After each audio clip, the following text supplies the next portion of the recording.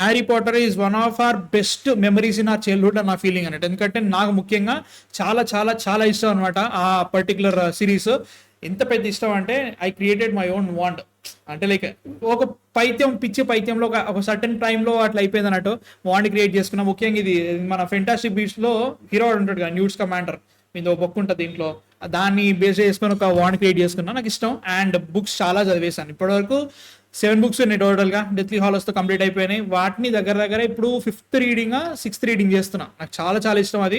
ఒకవేళ మీరు ఇంకా చూడలేదు, వినలేదు, లైక్ సినిమా చూడలేదంటే మాత్రం missing a lot. And also ఒకవేళ మీరు ఆడియో బుక్స్ విందాం అనుకుంటున్నారా, లేదంటే బుక్స్ కొనాలంటే బుక్స్ కొనేసుకోండి, పీడిఎఫ్లు కూడా దొరుకుతాయి. లేదు ఆడియో బుక్స్ వింటా అంటే మాత్రం Harry Potter by Steven fry అని చెప్పేసి ఒక ఆడియో బుక్ దొరుకుతుంది. చాలా చాలా బాగుంటుంది, చాలా బాగా చదువుతాడు ఆయన, సూపర్ ఉంటుంది. ఆడియో బుక్స్ ఇంకా అలవాటు అయితే చాలా బాగుంటాయి, ట్రై చేయండి.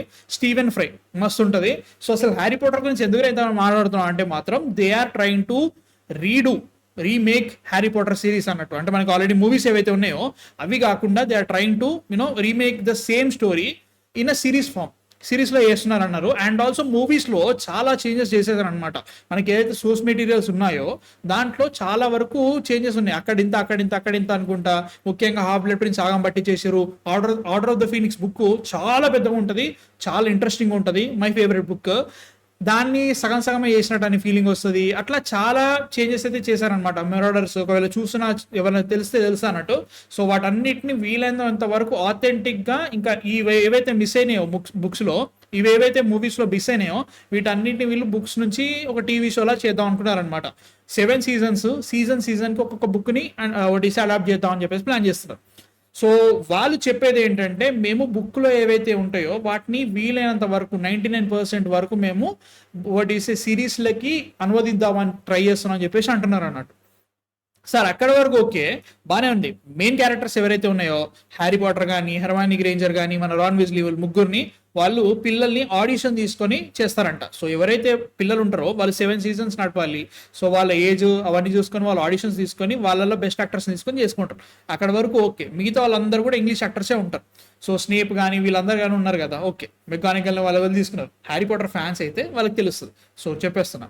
సో స్నేప్ చాలా మందికి తెలుసు. సెవరస్ స్నేప్ అనేది చాలా interesting character in Harry Potter franchise.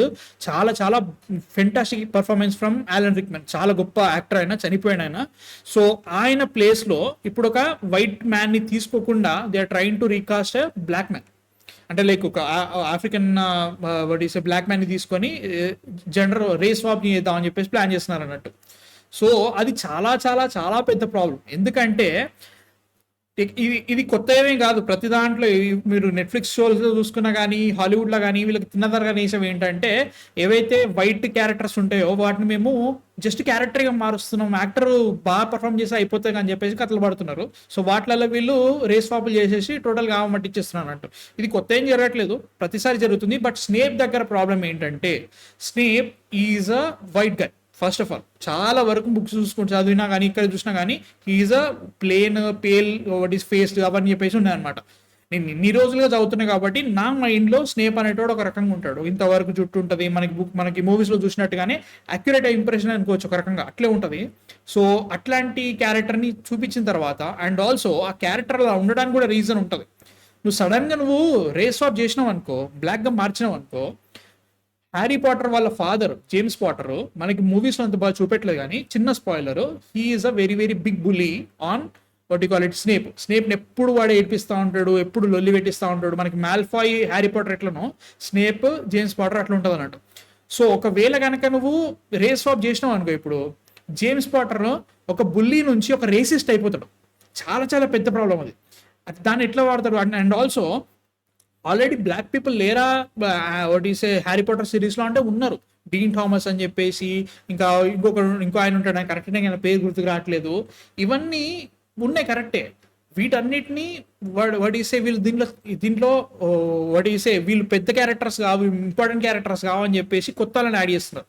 ఇంకా హైలైట్ ఏంటో తెలుసా, 7 books ఉన్నాయి కదా, 8th బుక్ అని చెప్పేసి వాళ్ళు ఒకటి రాశారు, Harry Potter the cursed child. ఎందుకంటే మనకి 7th బుక్లో ఎండింగ్లో ఆల్రెడీ వీళ్ళు పెద్దోళ్ళు అయిపోతారు, వీళ్ళకి పిల్లలు పుట్టేస్తారు, వీళ్ళు ట్రైన్ ఎక్కుతారు కదా. సో ఆ ట్రైన్ ఎక్కిన పిల్లల స్టోరీ అన్నట్టు ఇది Harry Potter the cursed child. World మోట్ ఒక కూతురు ఉంటుంది, హ్యారీ పాటర్ ఒక కొడుకుంటాడు, జేమ్స్ ఆల్బస్ పాటర్ ఉన్నాడు, ఆల్బస్ ఎవరెస్ పాటర్ వాళ్ళు. సో ఇదంతా జరుగుతూ ఉంటుంది అన్నట్టు మధ్యలో వాగ ఉంటుంది అది. దాంట్లో ఆల్బస్ పాటర్ ఎవరైతే హ్యారీ పాటర్ కొడుకున్నాడో వాడిని గే చేశారు. అది ఒక షో అన్నట్టు, అంటే లైక్ మన ఒక నాటకం పెద్ద స్టేజ్ ప్లే చేస్తారు కదా అక్కడ, అట్లా చేసాను అన్నట్టు. సో దాంట్లో ఆల్బస్ పాటర్ ఒక గే, అదొకటి ఉంది అనుకుంటే. దాంట్లో ఆ షోలో హెర్మాయినీని బ్లాక్గా చేసింది. So she was played by a black character. ఎట్లుంటదంటే అయిపోయింది. అండ్ మన బుక్ ఆథరే JK Rowling, she said okay no problem, మీరు జెండర్ స్వాప్ చేసినా పర్లేదు, ఇప్పుడు ప్రాబ్లం లేదనే ఫీలింగ్ ఉంది. నాకు ఎక్కడ మంట పుట్టుకొస్తుంది అంటే, ఫస్ట్ ఆఫ్ ఆల్ ఈ హ్యారీ పాటర్ బుక్స్ అనేవి స్టార్ట్ అయినాయి 1990s స్టార్ట్ అయినాయి. She's releasing it and everything, and instant hits అవి చాలా పెద్ద హిట్లు. ఆ 1990s ఇట్లాంటి ఇంక్లూజన్లు, డిఈఐలు, డైవర్సిటీలు ఇవన్నీ లేవు. కాబట్టి ఆ సోర్స్ మెటీరియల్కి స్ట్రిక్ట్గా వాళ్ళు కంటిన్యూ చేశారు. ఇప్పుడు ఏవైతే ఈ బుల్షిట్ వచ్చిందో, ఈ బుల్షిట్లో మనకి ఇంపార్టెంట్, మనకి మోస్ట్ లవబుల్ క్యారెక్టర్స్ అన్నిటిని మీరు జెండర్ స్వాప్లు, రేస్ స్వాప్లు చేస్తే మంట ఉట్టుకొస్తుంది నాకు.